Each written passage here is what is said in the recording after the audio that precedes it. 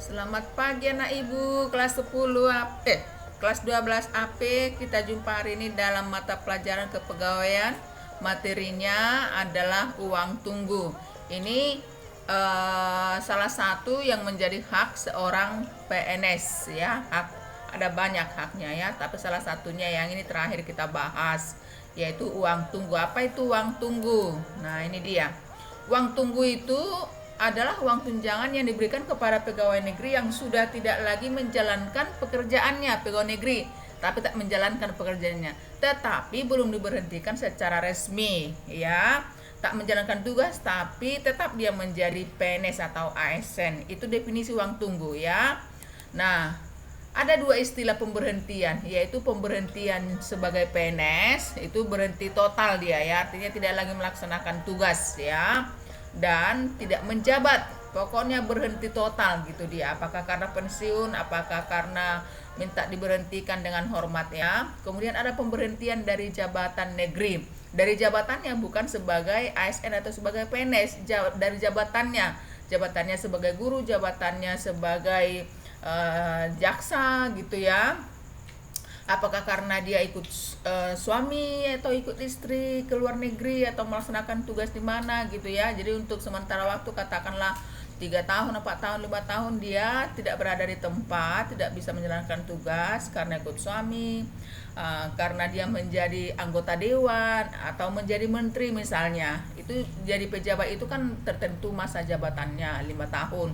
Setelah 5 tahun jika tidak terangkat lagi, bisa kembali dia ke tempat bertugasnya. Itu dia ya. Jadi yang berhak menerima uang tunggu itu adalah yang ini. Jika seseorang itu berhenti dari jabatan negeri, bukan yang ini ya. Kalau yang ini tentu dia mungkin akan menerima uang pensiun. Itu istilah pemberhentiannya. Nah, uang tunggu diberikan kepada pegawai yang diberhentikan dengan hormat dari jabatan negeri. Karena apa? Boleh karena kelebihan pegawai, karena terjadi penyederhanaan. Kalau tadi bilang karena mengikut suami atau dia menduduki jabatan lain gitu ya, yang tentu sudah memenuhi persyaratan. Nah, kalau misalnya disederhanakanlah departemennya, ini udah pernah terjadi nih, Kementerian Sosial itu disederhanakan ya, karena tumpang tindih menurut presiden, lalu digabungkan dia dengan kementerian atau departemen yang lain. Tentu ada yang lebih itu pegawainya, artinya pekerjaan yang mau diisi tidak ada gitu ya, maka dia dirumahkan menunggu ada lagi perkembangan selanjutnya. Jadi sekalipun dia tidak masuk kerja, namun dia menerima uang tunggu. Uang tunggu namanya, bukan gaji ya, uang tunggu.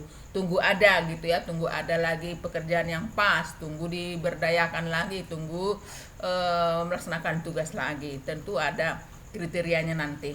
Kemudian yang kedua, yang bersangkutan itu menderita sakit atau kelainan yang berbahaya. Nah, katakanlah seperti sekarang ini pandemi COVID, dia tidak bekerja untuk beberapa lama sampai dia pulih, maka kepadanya diberikan uang tunggu.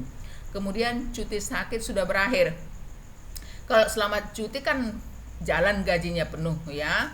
Nah, kalau dia sudah cuti sakit 1 minggu, 2 minggu, 1 bulan, 2 bulan, 1 tahun, toh juga tak sembuh-sembuh penyakitnya, sampai sudah berakhir cuti sakit yang sudah diberikan, maka untuk selanjutnya setelah cuti terakhir berakhir, maka kepadanya akan diberikan juga uang tunggu namanya ya. Kemudian yang keempat, tidak dipekerjakan kembali setelah selesai cuti di luar tanggungan negara. Boleh karena ikut suami ke luar negeri 5 tahun misalnya, karena duta suaminya harus ikut suami, lalu tinggalkan tempat tugas di Indonesia selama 3 tahun.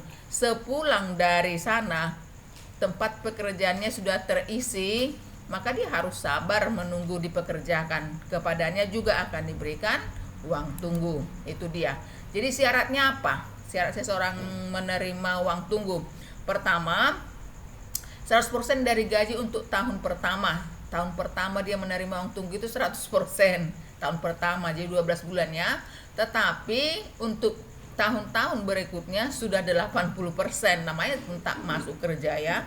masa tak masuk kerja pun tetap penuh. Jadi untuk tahun kedua sampai selanjutnya, sebelum dia kembali melaksanakan tugas sebagaimana mestinya, dia seperti semula, dia terima gaji sebanyak 80%. Nah, tidak diperbolehkan kurang dari jumlah terendah setelah dihitung 80% dari gajinya. 80% dari gajinya, katakanlah gajinya 4 juta, 80%-nya 3.200.000. Tetapi yang terendah di instansi itu 3,5 juta, maka yang 3,5 juta itu menjadi pedomannya, karena tidak boleh kurang dari jumlah terendah. Kemudian mulai sejak PNS diberhentikan dari jabatan negeri, mulai diberhentikan dia sebagai PNS dari jabatan, ya, diberhentikan dari jabatan di tempat dia bekerja. Jadi diberhentikan bulan September, bulan 10 dia sudah menerima uang tunggu 100%, tapi tahun berikutnya dia sudah menerima 80%. Kemudian wajib melaporkan kepada pejabat pembina kepegawaian paling lambat 1 bulan sebelum berakhirnya pemberian uang tunggu. Jadi artinya harus diberitahukan, oh saya menerima uang tunggu dan diperkirakan bulan depan saya sudah kembali, begitu. Kemudian senantiasa bersedia diangkat kembali. Nah, setelah selesai dia melakukan tugas jabatan yang berbeda tadi, katakanlah sebagai anggota dewan 2 periode, 3 periode, tapi masih belum berumur pensiun, jika kembali ke tempat instansi semula harus bersedia diangkat kembali jika memang lowong pekerjaan itu, ya. Kalau sudah diangkat kembali jadi PNS, pemberian uang tunggu tentu dicabut karena dia akan menerima 100%, tidak lagi 80%. Itu syarat-syarat untuk menerima uang tunggu. Jadi apa haknya? Haknya, walaupun misalnya kita di tempat lain bekerja, atau walaupun kita tak bekerja karena ikut suami, katakan ke luar negeri, maka dia tetap berhak untuk menerima kenaikan gaji berkala. Sekali 2 tahun itu biasanya kalau ASN itu naik gajinya, gaji berkala namanya. Kemudian tunjangan pangan dapat, tunjangan keluarga dapat, suami istri anak dapat, tunjangan-tunjangan lain berdasarkan perundang-undangan yang berlaku, kecuali tunjangan jabatan. Kalau tadinya menjadi kepala sekolah tak dapat lah, kalau tadinya menjadi wali kelas tak dapat, kalau tadinya menjadi kepala bagian tak dapat tunjangan kepala bagian itu, ya. Nah, kalau kita berhenti dari jabatan kita, atau dokumen apa yang harus kita yang harus kita lengkapi jika kita akan berhenti menjadi pegawai negeri sipil. Nah, surat pengantar dari tempat kerja. Dari mana tempat kerja? Ada surat pengantar, daftar riwayat pekerjaan tahun pertama, ini tahun pertama hingga tahun terakhir. Kemudian daftar riwayat hidup kita, salinan SK pengangkatan jadi CAPNS dan PNS itu harus ada. Kemudian salinan sah kenaikan pangkat terakhir, salinan sah kartu istri, kartu suami, karis karsu, salinan sah taspen, tabungan pensiun, ya, salinan sah SK pengangkatan terakhir.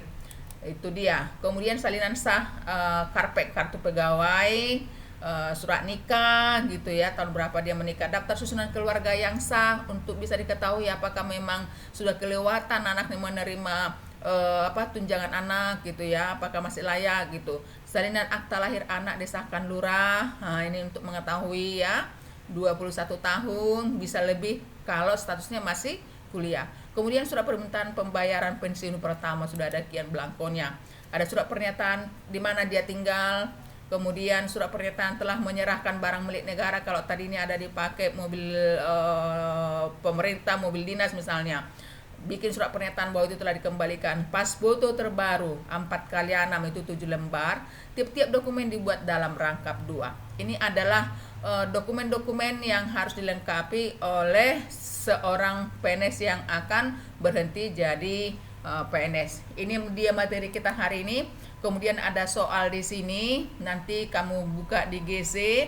Soal ini ada 2. Ini sehubungan dengan pembelajaran minggu yang lalu, bukan minggu ini, ya, bukan uang tunggu, tetapi ini adalah mengenai uang pesangon dan uang penghargaan masa kerja.